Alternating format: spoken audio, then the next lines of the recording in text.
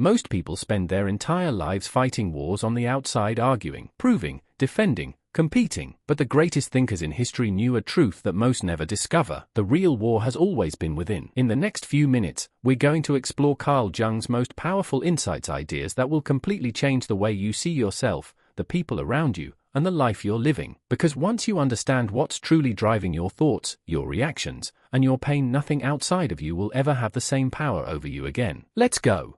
The unshakable mind. Have you ever met someone who simply couldn't be rattled? Someone who faced betrayal, failure, and disrespect and still kept their composure. They stayed calm, focused, almost untouchable. Meanwhile, you're losing sleep over a text message from yesterday. What's their secret? It's not luck, it's psychology. And Carl Jung cracked the code. The mirror principle. Here's a hard truth. Whatever disturbs you about others lives inside you too. Think about the person who drives you absolutely crazy. Maybe it's their arrogance, their ignorance, or the way they treat you. Now ask yourself honestly, why does this bother me so much? Jung put it plainly, everything that irritates us about others can lead us to a better understanding of ourselves. That coworker who disrespects you, that ex who acted like you didn't exist. If someone's behavior triggers you, the real issue isn't them, it's an unhealed wound somewhere inside you. The world is a mirror. When you react emotionally, you're often staring at a reflection of your own insecurities. Master this, and insults roll off you like water. When was the last time someone's words ruined your entire day? Why? Because deep down, you were afraid they might be right. But when you truly know who you are, no one's words can shake you. That's real power. If someone arrogant gets under your skin, maybe they're mirroring a part of you that you've been denying.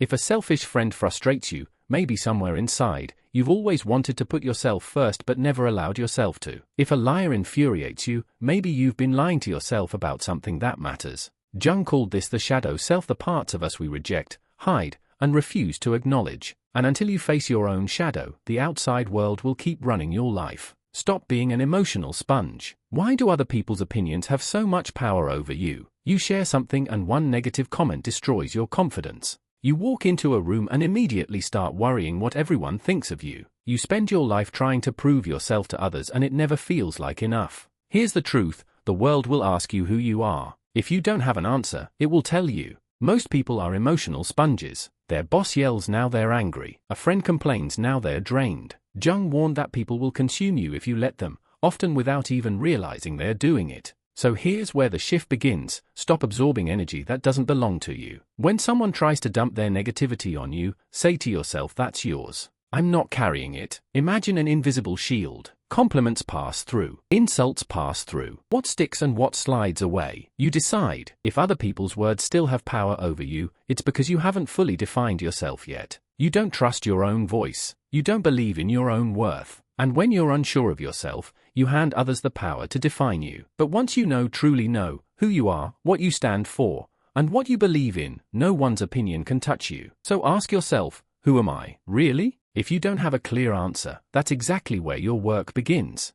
The observer mindset. Jung believed the key to emotional freedom is becoming the observer of your life, not the victim of it. Most people live on autopilot. They react, they explode, they regret. But the moment you pause and ask, why did this bother me? You take the wheel back. It's like watching a movie instead of being trapped inside one. You can see the drama unfolding without becoming part of it. The next time someone makes you angry, maybe they belittled you, ignored you, disrespected you. Ask yourself, did they make me feel this way? Or did something inside me react? Jung said, no one can control your emotions without your permission. I am not what happens to me. I am what I choose to become. Let that sink in. Someone insults you, feeling hurt or unbothered is your choice. Someone ignores you, feeling rejected or indifferent is your choice. Someone disrespects you, reacting or staying calm is your choice. This isn't about suppressing emotions. It's about mastering them. Because once you understand that your mind is yours alone, nothing and no one can hijack it. Next time someone tries to pull you into an argument, don't take the bait. Just watch. Watch how their words lose their power the moment you stop playing the game. Your past doesn't define you. Jung said it best, I am not what happened to me. I am what I choose to become. So many people are chained to the past, old rejections, childhood wounds, past failures. But your history is data, not destiny. The moment you stop letting old pain run the show, you become unstoppable. Ever wonder why some people lash out, betray others, or try to drag you down? It has nothing to do with you. It's about them. Jung explained that most people are run by unconscious wounds. Instead of healing those wounds,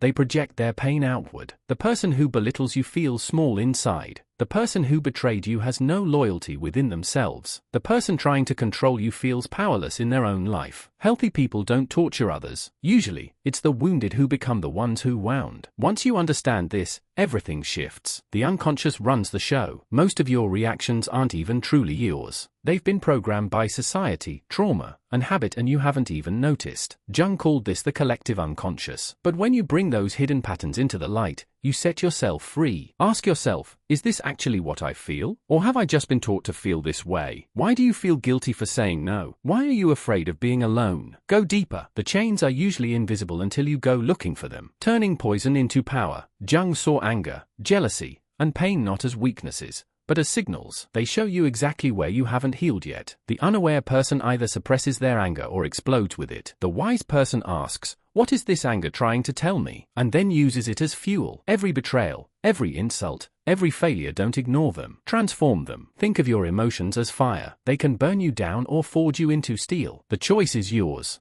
The contracts you never signed. Most people are prisoners of invisible rules they never consciously agreed to. I always have to be nice. I need a relationship to be happy. My worth depends on what I achieve. Jung called these archetypes deep unconscious scripts running your life in the background. But here's the thing, you can rewrite them. The moment you realize I never signed this contract, you're free. Why do you feel guilty for putting yourself first? Because somewhere along the way, you were taught that self-sacrifice equals worth. But what if you tore up that old agreement right now? Jung said, the privilege of a lifetime is to become who you truly are. That means disappointing people sometimes, saying no, prioritizing yourself even when others call you selfish. The foolish person blames the world for their pain. The wise person realizes they've been holding the knife themselves. The only battlefield that matters. Jung's greatest lesson, vision only becomes clear when you can look into your own heart. The war is not out there, it's in here. Stop fighting external battles and start mastering your inner world, and nothing can shake you. Have you ever admired someone, not because they were perfect, but because they'd stopped pretending? They refused to be someone they weren't just to be loved. They understood that being hated as their real self is worth more than being loved as a fake one. That's the final key. So ask yourself now, are you ready to stop being a prisoner of your own mind? Are you ready to become the architect of your own life? Everything is in your hands.